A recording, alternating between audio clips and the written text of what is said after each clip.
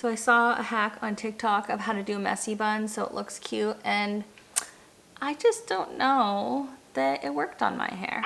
What's up guys, my name is Lauren and welcome back to my channel. We are going over our April budget recap. April is the last month that we are in this house, the last full month that we're in this house. One of the last videos that I'm actually filming in this house. If you guys have been following me, we sold our house, we're closing in May. So April has been a crazy month. Let's talk about it. All right, so this is my April budget spreadsheet. If you like this spreadsheet, you can get it in my Etsy shop. It'll be linked in the video description.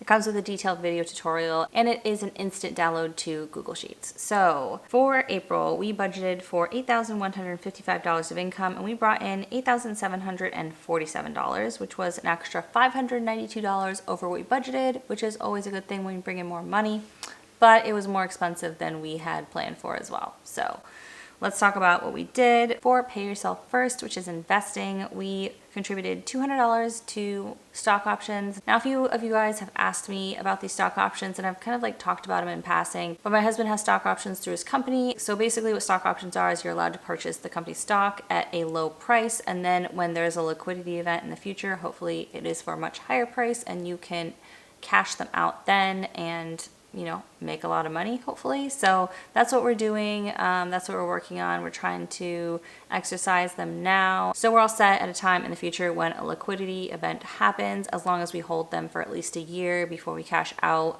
then we will get long-term capital gains tax treatment. So basically we'll save money on taxes. And so yeah, we're working on that. So we did contribute $200 towards that this month, which is exactly what we had budgeted. So for investing for April, we met our budgeted goal of $200. Next, going on to debt, we've got my husband's student loan, which is the last debt on our debt-free journey. We budgeted for the minimum payment of $830 and an extra payment of $20, which is again exactly what we did. So $850 went towards debt payments for the month of April. Moving on to expenses, we've got some fixed expenses, and then we've got a few variable expenses down here. So for fixed expenses, everything was as normal. Our internet did go up. We must have had some promotion that ended, but we will be moving, and so all that's changing. We're actually getting a new bundle with internet and our cell phone. Hopefully that works out, and all of that's going to be $120, whereas right now we're paying $128 just for internet, and then we're paying an additional $177 for a cell phone. So we're going to be saving like over $180 a month on all of that, and so I'm looking forward to that. That's going to be in May. I think that all is going to happen when we move, so that's pretty cool. For groceries, we did go over by $121. We have just been spending more on groceries. I think it's just been a little bit crazy trying to pack up and stuff, so I haven't been as on my game with cooking. And then also my baby's just eating more food, and so groceries have just been more expensive for our family. So as you saw in my May budget with me video, we did increase our grocery budget to $1,200 or $300 a week. So on months when we have 5 grocery weeks, it's gonna be $1,500 for groceries. Like I know like inflation happens and over time things cost more, but it feels like so much. But yeah, this month we did go over by $121, so we spent about $1,200. So that's what I'm budgeting for May. Hopefully that'll be good going forward. But this does include all household items like toilet paper and dish soap and laundry detergent, all that kind of stuff. And any takeout that we get also goes in this category. Next, for gas, we spent $203 and we had only budgeted $150. So again, for next month, I bumped our gas budget up to $200. Actually, my husband started going into the office. He was fully remote, and now he's going into the office once a week, and it's about an hour each way, so he's spending more on gas. Just gotta increase the budget when you're driving more. So yeah, gas prices are not too bad anymore. They've come down a little bit, but we're just driving more places. All right, and then medical, we had budgeted $150. It actually was $216. We have an FSA card through my husband's work, and which is a flex spending account for pre-tax medical expenses, and it did refill on April 1st because that's when our benefit year starts for his work.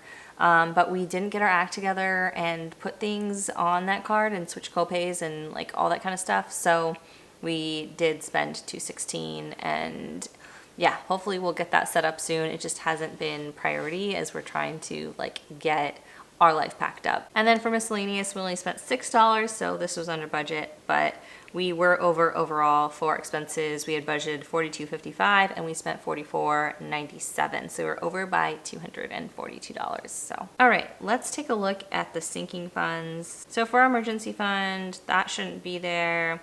We got a refund of $26. I think that goes somewhere else. I'll have to figure out what that goes. I mean, it's not a big deal. It's 26 bucks, but I like having the emergency fund at an even number. So it's just at 7,500, but we got some sort of refund and I'll look into that and move it where it's supposed to go. Vacation fund, we didn't spend anything. We still have our $1,500 in there. And then for my husband and myself and my two daughters, we each got our spending money, except for my older daughter. She has an annual fee for cord blood banking that usually comes out the month she was born, which is May, but it came out in April this year, so I wasn't planning for it. We had only budgeted $150 and we had to pay $300 for that, so I increased her fund to $450 for this month. So that was one of the extra expenses we had on top of like going over on groceries and gas and stuff.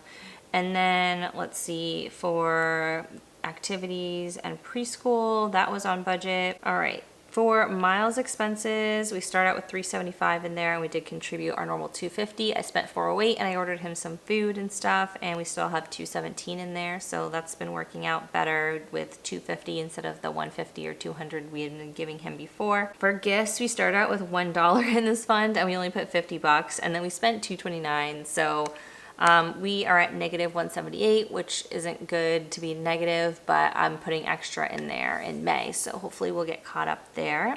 And then for our car maintenance, we spent $56. We've got $1 in that fund, nothing too exciting. We put $150 into house maintenance. I'm just trying to get this fund caught up because it was negative $546. And so yeah, trying to get caught up with that. And I mentioned this in my May budget recap, but I started putting all the house stuff and like apartment expenses on the side and like a separate budget, and I'm deciding how much I'm going to share with you guys because I don't know if I want to talk about like exactly how much we're getting from the closing and how much detail I want to get into with all those numbers. So I did put that on the side, so that's why like you normally would see at least something happening in the house maintenance fund the month we're moving, but I do have those numbers like on the side, just being honest with you guys. All right, so utilities, another lovely month with utilities. $663 on utilities for this house, and yeah, it's a 1,500 square foot house, so I just feel like it shouldn't be that expensive. We paid $800 last month. I think it was close to $800 the month before, $600 the month before that. It's just been expensive. The rates have gone up.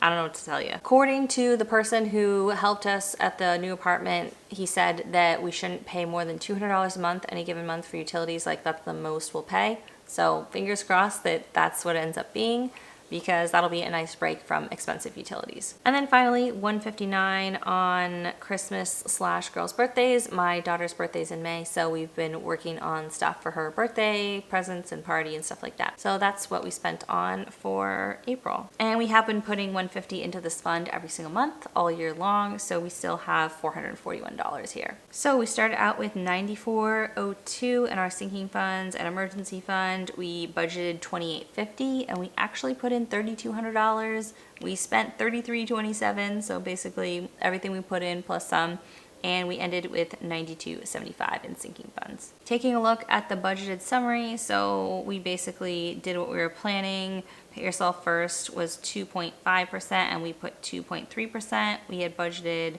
for debt 10.4% and we put 9.7%.